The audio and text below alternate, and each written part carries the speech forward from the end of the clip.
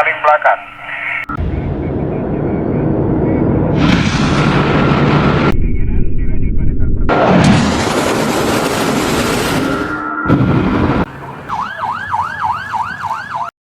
இணையவழி குற்றப்பிரிவு தலைமையகம் சென்னை. ப்ளூ ட்ரையாங்கிள் ஆபரேஷன் சர்வதேச இணைய மோசடி மைய முக்கிய ஆட்சேர்ப்பு மற்றும் மனித கடத்தல் முகவர்களை கைது செய்த தமிழ்நாடு இணையவழி குற்றப்பிரிவு கடந்த சில ஆண்டுகளில் மியான்மர், கம்போடியா, லாவோஸ், வியட்நாம் ஆகிய தென்கிழக்கு ஆசிய நாடுகளில் அமைந்துள்ள இணைய மோசடி முகாம்களின் மூலமாக ஒருங்கிணைந்த சர்வதேச இணைய மோசடிகள் பெருமளவில் அதிகரித்துள்ளன. தூதரக நடவடிக்கைகள் மற்றும் தொடர்ந்த முயற்சிகளின் மூலம் மியான்மர் இராணுவ அரசால் மியான்மர் மாநிலத்தின் மியாவடி பகுதியில் உள்ள கே பார்க் எனப்படும் ஓர் இணைய மோசடி முகாமில் சோதனை மேற்கொள்ளப்பட்டது. இந்த சோதனையின் போது முகாமில் வேலை செய்தவர்கள் பலர் சர்வதேச எல்லையை கடந்து தாய்லாந்துக்கு தப்பிச் சென்றனர். அவர்களில் 465 இந்தியர்கள் 2025ஆம் ஆண்டு நவம்பர் மாதம் 6 மற்றும் 10 தேதிகளில் 2 கட்டங்களாக இந்தியாவிற்கு மீட்டு கொண்டு வரப்பட்டனர்.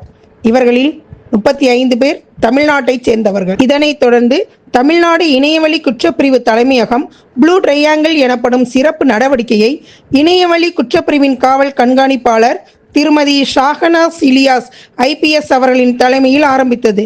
புலன் விசாரணை குழு, தடயவியல் பரிசோதனை குழு போன்ற சிறப்பு குழுக்கள் டெல்லியிலும் மற்றும் சென்னையிலும் அமைக்கப்பட்டன.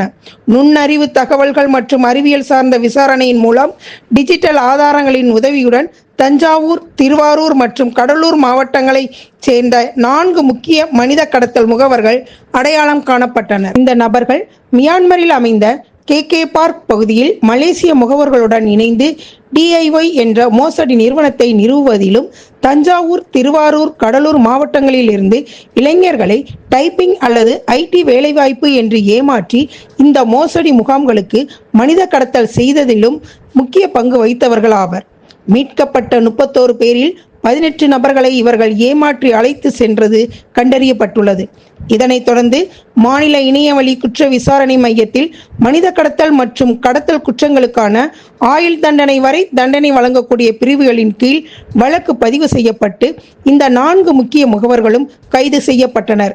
இவர்களின் சர்வதேச தொடர்புகள் மற்றும் சட்டவிரோத வருமான விவரங்கள் குறித்து விசாரணை நடைபெற்று வருகிறது. மீதமிருந்த மீட்கப்பட்டவர்கள் சட்டவிரோதமான வெளிநாட்டு வேலைவாய்ப்புகள் எவ்வாறு மனித கடத்தல் மற்றும் குற்ற செயல்களில் சிக்க வைக்கும் என்பதை உணர்த்தும் வகையில் ஆலோசிக்கப்பட்டு எச்சரிக்கப்பட்டனர்.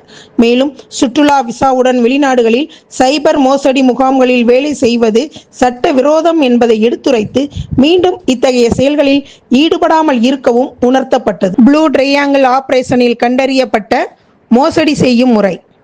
இத்தகைய இணைய மோசடி முகாம்களில் வேலை செய்வோர் பெரும்பாலும் சமூக வலைதளம் அல்லது உள்ளூர் முகவர்களின் தவறான வாக்குறுதிகளின் வழியாக ஏமாற்றப்படுகிறார்கள். இந்த முகவர்கள் கடத்தும் ஒவ்வொரு நபருக்கும் இவ்வளவு என்று ஒப்பந்த கட்டணத்தின் அடிப்படையில் செயல்படுகிறார்கள்.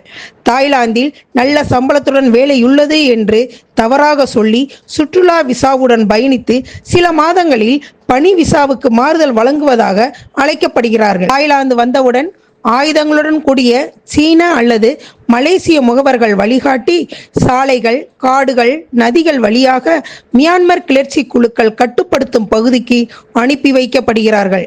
அங்கு சென்றதும் வேலைவாய்ப்பு என்று சொன்னது ஒரு மோசடி முகாம் என்பதும் அங்குள்ள கடுமையான வேலையிட நிபந்தனை, உடல் வன்முறை, குறைந்த சம்பளம் போன்ற உண்மைகள் தெரிய வருகின்றன. இந்தியர்களை ஏமாற்றுவது என்பதை இலக்காக கொண்டு மோசடி செய்ய பயிற்சி கொடுக்கப்படுகின்றது. அவர்கள் கொடுத்த இலக்கை அடைய இயலாத போது அபராதம் மற்றும் தண்டனை இரண்டுமே கொடுக்கப்படுகின்றன. இந்த மோசடி செய்யும் முகாம்களில் இருந்து தப்பிச் செல்ல பெரும்பாலும் வழி இல்லை. இணையவழி குற்றப்பிரிவின் கூடுதல் இயக்குனர் டாக்டர் சந்தீப் மிட்டல் IPS அவர்கள் இந்த சிறப்பு நடவடிக்கையை வெற்றிகரமாக முடித்த குழுக்களை பாராட்டினார். மேலும் வெளிநாட்டில் வேலைவாய்ப்புகளை தேடும் போது பொதுமக்கள் எச்சரிக்கையாக இருக்கும்படி கீழ்காணும் எச்சரிக்கை அறிவிப்பை வெளியிட்டார். பொதுமக்களுக்கு அறிவுரை. தமிழ்நாடு இணையவழி குற்றப்பிரிவு மனித கடத்தல் மற்றும் சைபர் அடிமைத்தனம் சம்பந்தப்பட்ட புகார்களுக்கு மாநில ஒருங்கிணைப்பு அமைப்பாக உள்ளது.